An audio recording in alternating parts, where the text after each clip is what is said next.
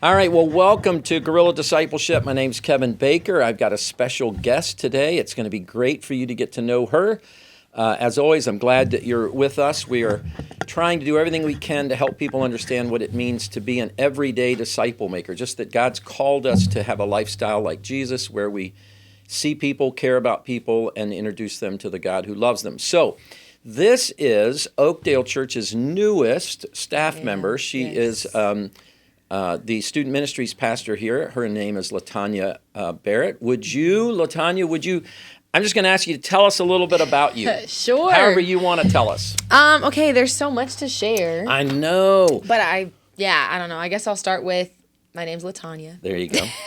I am 28 years old. Woo! Shout out to God. Yeah. From Southern California, so grew up in San Diego. I've spent the past 5 years before coming to Oakdale, before moving to the East Coast. I was a missionary with an organization called Circuit Riders, if you know anything about Circuit Riders or YWAM. Traveling to college campuses, really like empowering, the generation to share the gospel on their campuses and to really carry the heart of God for their generation. Awesome. In every way. You did that for 5, you said? Mm-hmm. 5 years, okay. Full time, on staff. Okay. Yeah, started my journey in missions in 2016, which is 10 years ago. So what were you doing before the 5 years with Circuit Riders? I had started with YWAM, so I did a discipleship school with YWAM in 2016 and was kind of going back and forth doing different training schools, preparing actually to move overseas in 2019 when God kind of redirected me to Circuit Riders. Gotcha. Okay. Mm-hmm. So you came, am I got this right? Did you come right out of high school and go right to YWAM? Just about. There was a year in between there where Okay. I worked and saved and fundraised. Gotcha. Mm-hmm. Okay. All right. And so tell us a little bit about how you came to faith. Well, it's kind of interesting. Someone just asked me this yesterday, and I like to say that for me, I grew up in church. I've always loved church. I love the building and I love the people. And so I was one of those kids that probably got saved every Sunday. You know what I mean? So as far as my actual salvation moment, I don't know that I could fully tell you. It was probably somewhere around the age of 3 or 4. Wow. So for me, I more have had moments of greater surrender to the Lord as I've walked my journey. So grew up in church, really loved Jesus for That's real. awesome. I remember 6th grade, I would introduce myself my name's LaThania, my favorite color is purple, and I love Jesus. Wow. That was me. But I feel like my senior year of high school, I remember distinctly being at a camp and I had a revelation of I trust Jesus with my eternal destination, but I haven't really trusted him with my heart and with my soul. And so that was probably the first marker that I can remember of okay, I'm genuinely going all in and giving you everything. Okay. And then a couple years later, I end up in YWAM not knowing it's a missionary school. I thought I was going to Bible college, and I didn't have any missionary background whatsoever. Wow. So I'm in this discipleship school learning about unreached people and evangelism, and I can share the gospel and all these things. And so that was another greater surrender of the greatest injustice in the world is that people don't have access to the gospel. And so, Lord, you have my yes. If you want to send me, send me. Here am I, send me, and my Isaiah 6 moment. And so there have been seasons throughout my life. I love that. I had my little prodigal season, backslid a little bit shortly after that second surrender. And so then we had to have another surrender moment, And so, that's been more of my journey. Love Jesus my whole life, but the more that I've matured and grown, the more that I've realized there's continual yeses that you have to give. And you loved church. Now, a lot of people your age would say, my parents made me go to church. Yeah. What did you love about it? It was my safe space. It really was. My home wasn't the healthiest. Okay. And so being at church felt like I could be a kid and enjoy myself. And my friends were there and I loved worship and I genuinely felt the presence of God. That's awesome. And so I just think in every way, church was my safe space. It was home in a way. Mm-hmm, very much so. I love that. Okay, so tell me, and anyone who else is interested, what did a 7th grade disciple named LaThania look like? Oh my gosh. 7th grade LaThania was something, okay? Let's focus on the discipleship element because just LaThania in 7th grade period was... It's a hard period especially for girls. Yeah, first of all, 7th grade LaThania loved attention. Okay. She loved attention. She loved to... She was the future Beyonce, Christian Beyonce. Right, 1,000%. That's a little... I heard her say that one time that she wanted to be I think you said Christian Beyonce. Yeah, I wanted to be Beyonce for Jesus. For Jesus, that's how you said it. Again, led to one of my surrender moments because that was not his plan, unfortunately. Apparently not. Well, you never know. There's Place. still time. That's true. I'm still here. All right, so 7th grade yes. is focused not so much on Jesus. Well, I was. Okay. Like, my 6th grade introduction, beginning middle school, I really was just a little Jesus freak, and I loved the Lord. Was involved in, the Christian club on campus and all the things. I think for me, I wrestled so much with identity. Yeah. As a teenager. I mean, middle school is kind of preteen years, but I was just didn't know who I was. I didn't have the language for it, but I was definitely dealing with self-hatred. Like, I thought I was the ugliest person on the planet. Wow. Like, genuinely. Partially because I was a minority in my community, and so nobody around me looked like me, didn't really talk like me. There just was a lack of representation. Yeah. And because my family was from the East Coast, the South, and we moved to California, I didn't even have family around me that looked like me, literally. So I dealt with a lot of self-hatred. I loved the Lord for sure, but there was a disconnect. I didn't know actually what it meant to be a disciple or a daughter. Like, really. So there was a disconnect for me, and I was trying to find validation and belonging with people, and it wasn't met. It's interesting that you say that. That phrase self-hatred, I want to ask you a couple questions about that. Mm-hmm. I would probably, and maybe I'm talking about something different than you would, but shame, that sense that something's wrong with me. Like, I'm very familiar with that. I don't know that I would have called it self-hatred, although I didn't like myself very much, but I just don't know that I had those words. But there was a sense in which there was contempt for myself. Does that make sense to you? Yeah. But I think my sense of shame, first of all, I think shame is most of the time put on us by somebody else. They didn't intend to it. They got their own shame, and shame-filled people shame other people. Yes. And when you're especially a kid, you take that shame, even though it wasn't yours to belong with, what shouldn't have been yours. Absolutely. But I also could look back at my life, even at 7th and 8th grade, and I had things that I felt ashamed of. So that's different than feeling like when I look in the mirror, I don't see what I see in the other kids. Yeah. My skin color, is that what I'm hearing you say? My skin color is different. Is that where most of that was coming from? Honestly, it was a little bit of both because literally, like you said, being a minority, the only black girl in my youth group, it was really just my family was the only black family at my church. Wow. So there was that, but then it was also that I came from a broken home, and most of my friends came from 2-parent households. Most of my friends' parents were either pastors of my church or in ministry actively involved. Gotcha. So not only was it like culturally that I was different, but then my family dynamic was different. So there was actually shame in that way. But I think for me, it started on the outside. Like, I genuinely thought I was so ugly. Yeah. And then in the ways, like, I felt... Which, by the way, can I just interrupt you and say this? No one, and you can see if you're watching this, no one in the world would ever say that LaThania is ugly. No, I was very foolish. But I get that perspectives, I mean, that whole body dysmorphia and everything can be so powerful. Yes. It's hard to see, and I think, I'm so glad that you actually brought that up, because I think, again, we're talking about discipling students, youth and students, and sometimes parents don't realize if they didn't experience any of that, it can be hard for them to understand, how can you look at yourself and feel that way? But it's powerful. I mean, it can my dad be very would be powerful. confused too, because he was never lacking in compliments for me. Yeah. Like, my dad was very, very vocal about, he thought to be fair, okay, here's the thing. Same breath, he would tell me how beautiful I was and how much I looked like him. So you know what I mean? He wasn't lacking in compliments. I get that. But I received that from him, but I think... You'd have been brokenhearted if he'd have thought you, maybe, or if he'd have known how bad you thought about yourself. Yeah, for sure. Yeah. And there was a reason why it was hard for me to receive from him, for sure, because our relationship was broken. Yeah. But then on the other side, it was just like, you're telling me this, but then I look at the world and I look at the beauty standards that I'm trying to fit into, and I look at the people around me, and what I'm told is beautiful I don't fit that mold. You don't fit that. And so that was the irony there, is my dad was very affirming, as a dad should be, but even still. How did you break free from that? How did God free you from that? You know, I wish I could say it Or was how one is of God those. freeing you? Maybe it's an ongoing. I don't know. Maybe No, it's an I love ongoing myself process. probably too much. I'm Okay. probably too self-assured now. But I don't know that I had like a freedom moment. It wasn't like something changed. I think part of it was I grew up like literally because I'm like 12 years old going through this. Sure. And I think also I came into a more diverse friend group. Okay. So it was As more, you were in high school, you mean? Mm-hmm. Yeah. It was more of a byproduct of like, oh, there's so many people around me. I do have a friend that I can relate to in this way, and there are other people. Like, I also think I, in some ways, became less aware of myself, which was helpful because when all you are thinking about is yourself, it honestly is very detrimental. Which is the irony of the whole self-love thing. Yeah, is it's like kind of a catch-22, and that's why we don't look into ourselves. We look at the Lord to tell us. Right. But I think it was kind of partially that I had more, honestly, Black community, so that was really helpful for me. And then you're saying again in high school. Mm-hmm. Okay. Yeah, from middle school, and like it wasn't like they weren't around.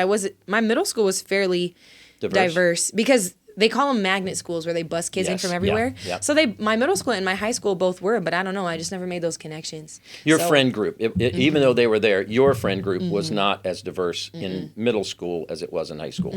All right, so God begins to open your eyes to say, there's nothing wrong with you. And then you go from that to, yeah, you're right. I'm really am great. Yeah, no, truly. I mean, it didn't help that I got a little bit more attention from boys. Yeah, but there you go. Even still, yeah. So Okay. I kind of grew out of it in a sense. Yeah, but middle school is hard, and I love what you said there.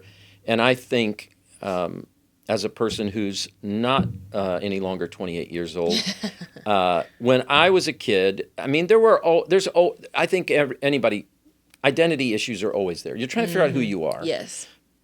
But we live in a world where, it's different. I was not aware of anyone being confused about their gender. Yeah. The level of identity crisis seems to be going deeper and deeper from when I was going through it. But there's always, I think, those identity issues. Okay, so You've grown up in church. You love church. It's your safe place. You love God. You have. I think you said it as a senior. You have a commitment moment, kind of a. All right, I'm not letting you really dictate my life here, kind of thing. And then you have a little prodigal spell in rebellion against that. And then from there, how does that work its way out? Because you went from apparently this prodigal thing to, I'm going to go serve the Lord. Yeah. Well, the irony is the prodigal thing happened while I was serving the Lord. Oh, okay. Well, it all started with a boy. That's really what it was. That's always where the downfall So from is. high school, basically I went to YWAM. It was my life has changed. They like to say that you're ruined for the ordinary. And that is very true. I was ruined for the ordinary. And so I went back to YWAM because they do a discipleship school. And then everything after that is like they consider secondary school as leadership training. So I went back for a leadership school as God is working on my heart. And I'm still, at that point, the deeper identity things had not been resolved. Okay. Did I like what I saw in the mirror? More, sure. But I still didn't have real identity. Gotcha. And so in the midst of this journey with the Lord in missions, I meet a guy. And there's pursuit there. Really the first time someone genuinely pursued me. Okay. And so I took the bait. And so that relationship quickly became, it was just so much compromise, so much brokenness. And so, but I met him while I was in YWAM. And so then it became kind of a challenge for me because in that time, the Lord told me to become a full-time missionary. And to do that, you have to live off monthly support. Yeah. And I was so scared of that because I had just left the church I grew up in for other reasons right before I actually went to YWAM. So I was like, God, how are we going to do this? How am I going to make this work? Meanwhile, there's this relationship that's brewing, stirring. I'm finally getting affirmation and attention and all the things. And so I kind of gave myself to that more. And very quickly we made a right turn. And like I said, so much compromise, so much just, he was newly saved and I was desperate for love. And so that was a horrible recipe for mess. Yeah. So that went on for about a year. And I'm still walking with the Lord, but very much like conflicted because you know what you should be doing, but you know what your heart wants to be doing. And there's so much fear mixed in that too. Like the things that God was asking me to do were hard and I was scared. And so I was like, I don't know that I want to walk in full obedience in that way. So I'm going to pursue this relationship and, still be in relationship with God, but not really.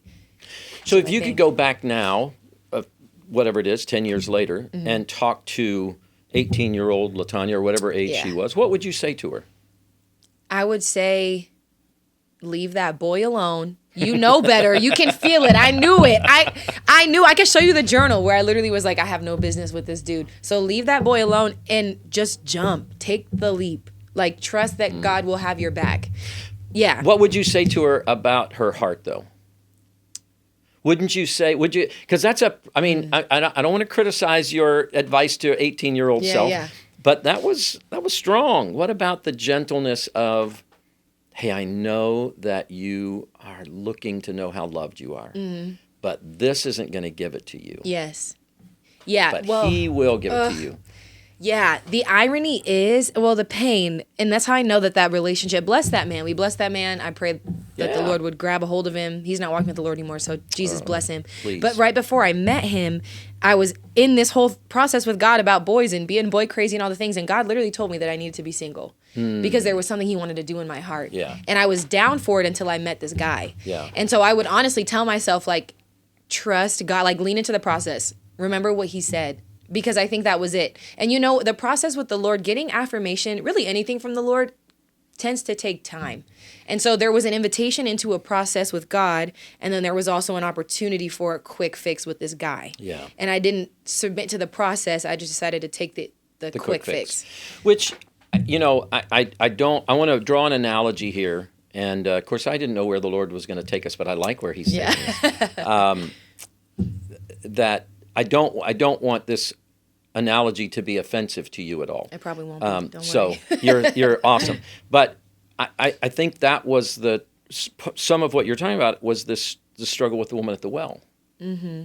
Right? Mm-hmm. Jesus is saying to her, you're right. The man that you're with now, I'm not again, I'm breaking away from but you. You're right. But like you are seeking something from these relationships with men that you need to get from me. Yes. I'm going to fill your cup to overflowing. Then you can healthily enter into something different. And that's what I hear you saying. There was a process that God wanted me to go through, but there was this, you said quick fix, this very tangible in front of you thing. But man, that's so the way we live, right? Yeah, I mean, that's and especially for students, teenagers who are just beginning to awaken to some of that, realizing, because before, at least my understanding, before your, puberty or however this works, you don't look at right? You're just, everybody's a kid. Everybody's playing. And then all of a sudden things happen and you now like, oh. You're aware. Yeah, you're aware of stuff. You're aware that boys are different than girls. Yeah. Not that you didn't know that before, but all of those awarenesses that come with adolescence and the hormonal changes, probably more for girls than guys, but the physical changes. And so there's a longing to be accepted, to be desired. Yes. I would say more, guys want to be respected and they want to know that they have what it takes kind of thing, and girls want to know that they're desirable and that boys are going to be interested in them, that they might be chosen at some point, desired, whatever the right word is. But it's so hard and I think the Lord is saying to all of us, I've got a process. I'm going to work some deep things in your heart. Don't give into that too quickly because it will derail. It will be a false substitute kind of thing. Yes. Really kind of what, again, the Lord said there to the woman at the well. Hey, I know you're with a guy now. You've had 5 guys before this. It's not satisfying this thing in you. I want to satisfy you. How do we communicate that? How do we as people who are working with students, adolescents who are facing those challenges, and then how would you tell parents, how can they deal with that? How can we spare our kids from that? Is there a recipe? It's hard because so much of it comes through experience. And so for that reason, I would say that we have to be willing to share those experiences. I think one of the things, it's a miracle, like from the Lord, that I am who I am. I had an incredible youth pastor. Shout out Lyle Detweiler. That man is the reason why I am who I am. That's awesome. Like truly. But at the same time, I didn't receive super intentional discipleship. So a lot of who you see LaThania be is the fruit of the Holy Spirit. Like Awesome. He has been my discipler. And I will say that I had leaders in my life that I loved and I spent a lot of time with, but to this day, I don't know their stories. Like They didn't share their story. No. I don't know how they came to Christ. I don't know the wrestles that they went through. I have no idea how they dealt with insecurity or temptation or any of those things. And I feel the way I've been able to make relationship with my students, not in a way of trying to like bait them or anything weird like that, but in a genuine, authentic, vulnerable way of like, hey, I'm a human too. I was once 13. Yeah. And in that time of my life, these are the things I went through, and this is how God met me. I think that's step one, because there can feel like there's such a disconnect. It's the age old thing. Mom, you don't understand. You'd never understand. Right. As if she didn't have to be 16 herself, you know? Right. And so I think as parents and as leaders, as adults, we need to remember that. Like, they don't know. And as far as they're concerned, we are foreign aliens that can't relate to them. Yeah. Meanwhile, you're like, oh, I've been in your shoes. And I've been around the mountain. So I think that's where it starts, is like, let's have honest conversation and open it up. Let's be human in front of our young people so they can see that they're not crazy for dealing with what they're dealing with. And then show them how God met us. So I love that, LaThania. The argument I think that I hear sometimes from parents is that they feel like if they share that, their kids are going to take it as permission to do it. No, that's silly. I know. But, like if I tell them I drank, I actually see it going all over the place. If I tell them that I was anxious and so I went to parties and I drank more than I should just to be able to be sociable, or however they would say it, that I'm now giving my kids permission to do that they're going to go, well, I'm just doing what you did, Mom. But what I hear you saying, and I'm in your camp on this, is that why force our kids why force them to learn by their own mistakes? Why not let them learn by my mistakes? Yes. So share vulnerably. Plus it does make, and it's hard to do this as parents, I know, but it makes you more real as a parent. You're not as, sometimes first of all, time and parenting are a struggle, right? We don't have time for a lot of these conversations. They're happening on the way to something. Yes, We're not even catching dinner together, relaxed dinners much anymore. And so you're in a hurry, and these things take time. To be vulnerable with your kids and say, when I was your age, I was so insecure. That's not a hurried conversation. And it may be, if that's not normal for your family, that may feel weird for the kid. Like, ooh, what's Mom or Dad doing right now? They're kind of getting weird on me. Right. But so I love what you're saying, but I think I think it's hard sometimes for parents to figure out how to do that. What I would say to that super quickly please. is I think one of the things that stuck with me from my youth pastor is the way that he would talk about even sin and temptation. He would always say basically like, the world will not satisfy you. It doesn't have what you're looking for. Right. And I know because I've tried. And I think, if you just think in any other way, if we're trying to find advice, who do we ask? People with experience. Yeah, exactly. And so why wouldn't you, like as a parent, it's like, no, I went to the parties, I slept around, I did the drugs, it didn't work. Yeah. I'm telling you, not as out of theory or because I think it's like a bad idea, but because I've lived it. Yeah. And so I can tell you firsthand, it it doesn't work. It's a path to destruction. I'll It's trust not gonna that help over you. somebody who acts like they've never done anything wrong. Because what do you know? Right. Right. As opposed to, no, I've lived it and I've seen it and Yeah. it's empty. Like Yeah. that's what gripped me as a young person, was like, oh, wow, I believe you. Yeah. Like, because you have lived life. So you know that the world doesn't have anything to offer me. Right. And so for me, that's even what kind of kept me before my prodigal season. That's what kept me kind of on the straight and narrow, was like, well, I have Jesus, so I don't need to go look in the world for anything else. Even if I'm not happy here, I'll just go ask him instead of trying to find it somewhere else. So that's what I would say. Like, experience actually gives you authority. Hey, I just want to say we are having a great time talking, and there's too much here for one time. So come back next week, Yes. and LaThanya's still going to be here, and we're Yes. going to still keep talking.